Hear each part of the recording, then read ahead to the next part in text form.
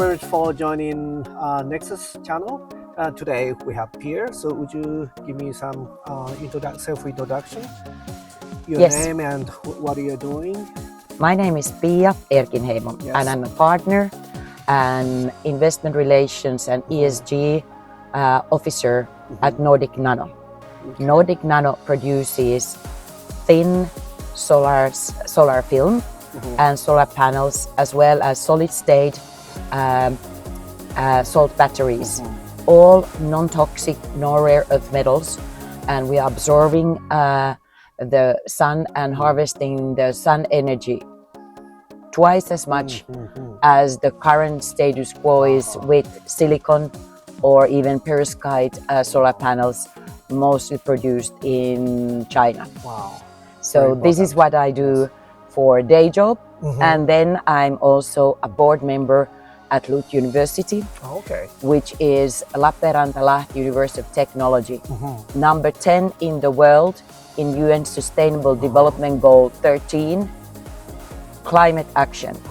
So climate investment, making our economic system more sustainable, as well as then actually working a bit as an advocate for these matters. That's what I do. Oh, that's great. So you're working as well as teaching at night, and you're teaching at the universities. And I am not teaching at the university at the moment, as I am in the board of directors. Okay. However, what I do is, of course, I coach and mentor startups in the great. domain of climate tech and also digital climate tech, because my background is actually from digital and AI, and that's one thing that we could discuss, how to combine sustainability with AI. So do you see the business is growing? I see the business is definitely growing, but it needs three things to happen. First of all, we understand that this is a systemic change where we need to, as consumers, as citizens, we need to understand changing our behavior.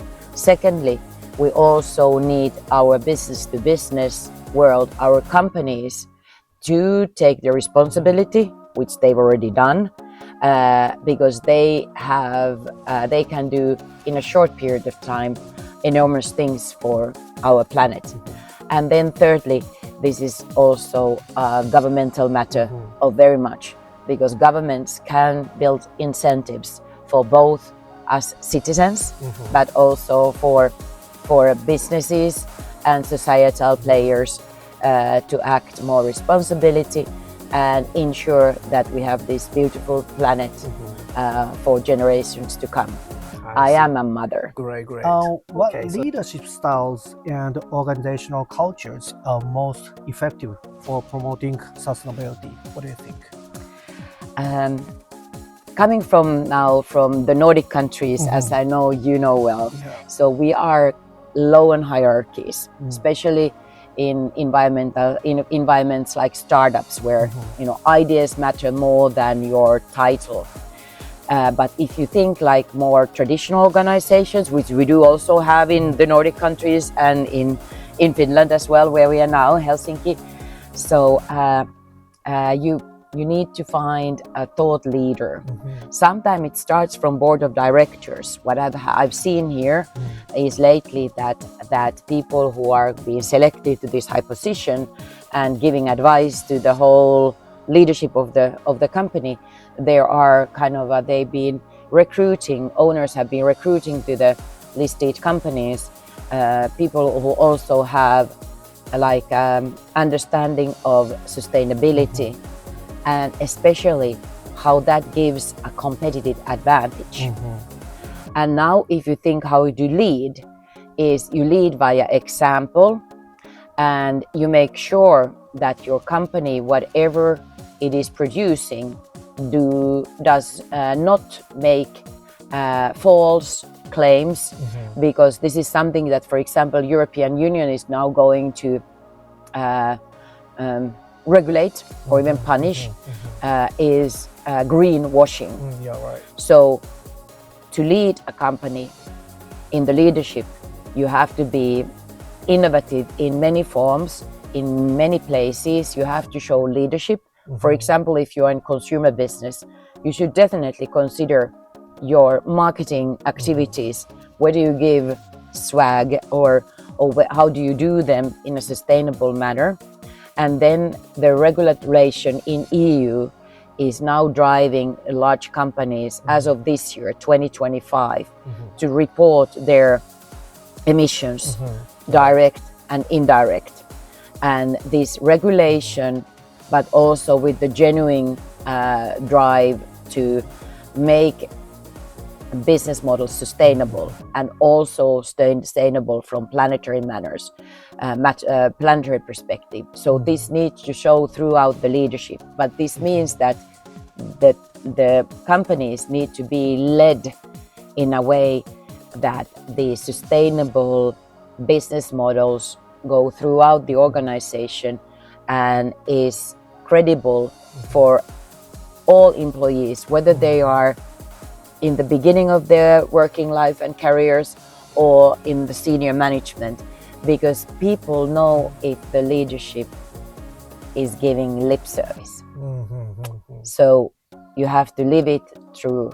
And last but not least, to explain where is the business potential, how being sustainable is one of the company's unique selling propositions. And this needs people that have educated matters that I see in your curriculum. I see. I understand. Okay, great. Okay, another question is about Japan, and what are the main obstacles Japanese firms face in ESG implementation, and how can they be addressed?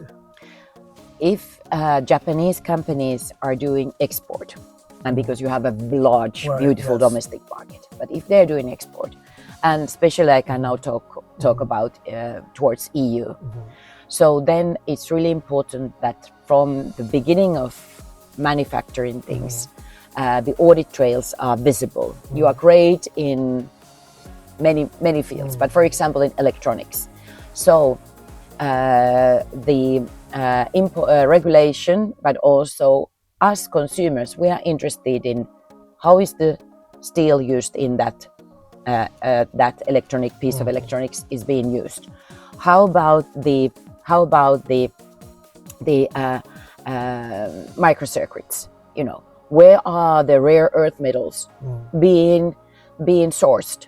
Are they recycled, for example? That's called urban mining, where we nowadays return our domestic electronics to shops. But this comes to the manufacturer and even the sourcing of the company. But this is an example of a physical product that a Japanese company, you are great in. When it comes to digital services, and also digital services which are designed for your beautiful country and your market, we need to be careful, because we need to look at what kind of electricity is being used for producing the cloud services in data centers. Then again, you know, what kind of electronics is being used. I mean, as an example, NVIDIA, which we all love. So I mean, they need to argue that when they are doing their super products for AI and supercomputing, so that you know what ingredients there are. I used to work for Nokia a long time ago, and we were there already then a forerunners. For example, making mobile phones, you need rare earths like cobalt, and that is not necessarily sourced in a sustainable manner unless you go to the mines in Congo. My team calculated the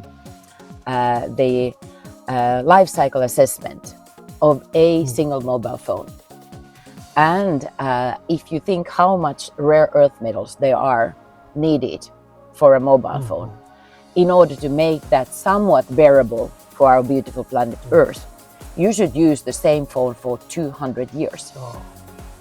You know, Yeah. this is what you would then do. Yeah, Of course, you update the software. And also it's about not throwing out. So it's also to make the products repairable.